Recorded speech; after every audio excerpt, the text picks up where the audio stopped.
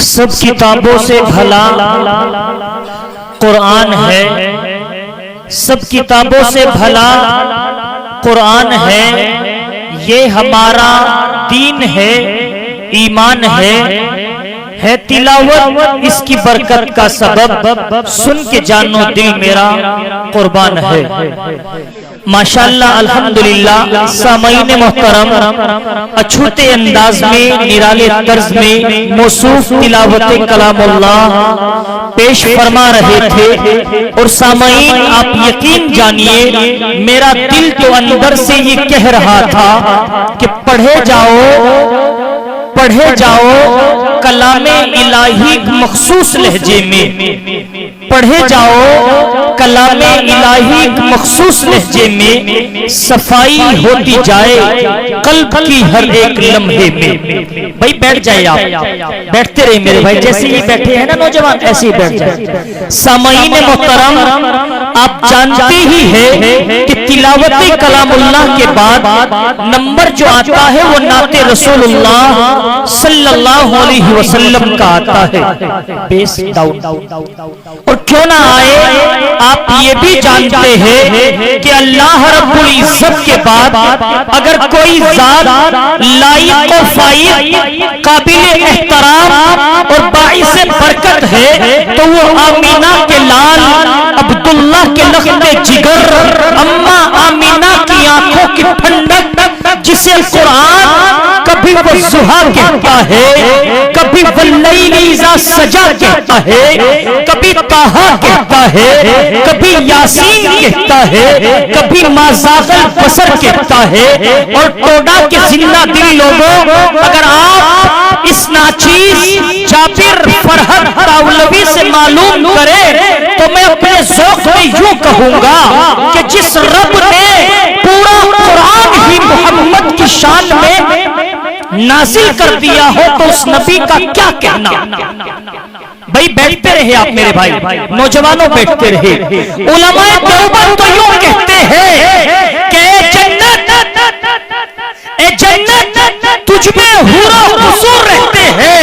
اور میں نے مانا ضرور رہتے ہیں، میرے دل کا طواف کر جنت میرے دل میں حضور رہتے ہیں۔ جب یہ بات آگے بڑھی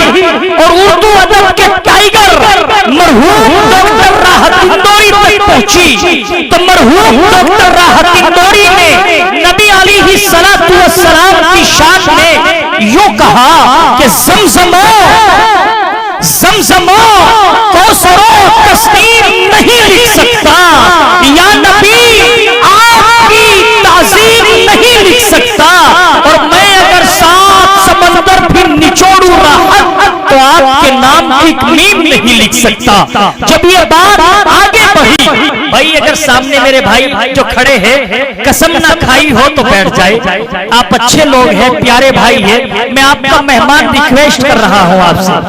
آپ ماننے والے ہیں بیٹھ جائے۔ جو میرے بھائی ادھر کونے میں کھڑے ہیں نا برائے کرم آپ بھی آ جائے، اللہ آپ کا بھلا کرے، بہت دعائیں دیں گے، علماء ادھر آ جائے۔ حضرات محترم جب یہ بات مزید آگے بڑھی اور جناب منور رانا تک پہنچی تو جناب منور رانا نے نبی علیہ السلام کی شان میں یوں کہا کہ میری مٹھی میں ہے کچھ خاک ان کے آستانے کی، اور زمانہ اب کرے ہمت میری قیمت لگانے کی، اور میں مر جاؤں تو خاک مدینہ منہ پہ مل دینا، یہی بس ایک صورت ہے خدا کو منہ دکھانے کی۔ سامعین محترم جب یہ بات مزید آگے بڑھی اور آپ کے سہارنپور کے قریب ایک گاؤں آتا ہے راجوپور میں پہنچی تو راجوپور کا وہ شاعر جسے لوگ جناب جاوید آسی کے نام سے یاد کرتے ہیں، جب یہ بات جاوید آسی تک پہنچی تو جاوید آسی نے یوں کہا کہ سمندروں میں روانی تلاش کرتا ہے، سلجتی ریت پر پانی تلاش کرتا ہے، اور ضرور ذہنی توازن وہ اپنا کھو بیٹھا میرے نبی کا جو ثانی تلاش کرتا ہے۔ اور بازوق سامعین جب یہ بات چلتے بڑھتے آگے بڑھی اور آپ کے شہر میرے شہر محبتوں کے شہر مظفر نگر میں پہنچتی ہے تو مظفر نگر کا وہ شاعر جسے اردو ادب کی دنیا میں بڑی دھوم دھام کے ساتھ جناب خالد زاہد مظفر نگری کے نام سے جانا اور پہچانا جاتا ہے، جب یہ بات بھائی بیٹھتے رہے آپ ماشاءاللہ، جب یہ بات خالد زاہد تک پہنچی تو خالد زاہد نے مسکرا کر نبی علیہ السلام کی شان میں یوں کہا کہ پھیلی تو عطردان سے خوشبو نہیں گئی، پھیلی تو عطردان سے خوشبو نہیں گئی، آقا کی اس جہان سے خوشبو نہیں گئی۔ ارے جس نے نبی کا نام عقیدت سے لے لیا تاعمر زبان سے خوشبو نہیں گئی۔ سامعین محترم، آئیے اسی نبی کی شان میں نذرانہ عقیدت و محبت پیش کرتے ہیں، اور میں آپ کے روبرو ایسے مداح رسول کو پیش کرنے کی جسارت کر رہا ہوں کہ اللہ رب العزت نے جہاں انہیں قرآن کریم کے پڑھنے کے اچھوتے ملکے سے نوازا ہے، نرالے طرز سے نوازا ہے، وہیں پر نعت گوئی کا ہنر اور نعت گوئی کا فن بھی اللہ نے انہیں سب سے نرالا بخشا ہے۔ میری مراد جناب قاری محمد مکرم صاحب بھیسانوی ہے، جو استاد ہوتے ہیں جامعہ فلاح دارین الاسلامیہ بلاسپور کے، 4 مصروں سے استقبال کرتا ہوں اور نعت نبی پیش کرنے کے لیے آواز دے رہا ہوں کہ انتہا کرتا ہے آغاز تیرے پڑھنے کا،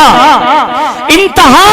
کرتا ہے آغاز تیرے پڑھنے کا، اور جان پایا نہ کوئی راز تیرے پڑھنے کا، اور سننے والوں کو مکرم کو دیوانہ بنا دیتا ہے، ہائے کیا خوب ہے انداز تیرے پڑھنے کا۔ قاری محمد مکرم صاحب بھیسانوی تشریف لائے اور نعت نبی پیش فرمائے۔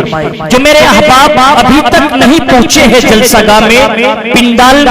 میں ان سفید داڑھی والے بزرگوں سے اور نوجوانوں سے گزارش کرنا چاہوں گا کہ برائے مہربانی آپ بلا کسی تاخیر کے تشریف لے آئے۔ حضرات اکابرین کے قیمتی بیانات، قیمتی ملفوظات ہونے ہیں، ہم سب کو اپنے قلب و جگر کو منور و مجلہ کرنا ہے، اس لیے آپ بہت جلدی کر کے تشریف لے آئے۔ اور گاؤں کے نوجوانوں سے گزارش ہے کہ آپ قوم کی ریڑھ کی ہڈی ہے، سامنے آ کر کے بیٹھے اور نزدیک سے علماء کی زیارت کریں۔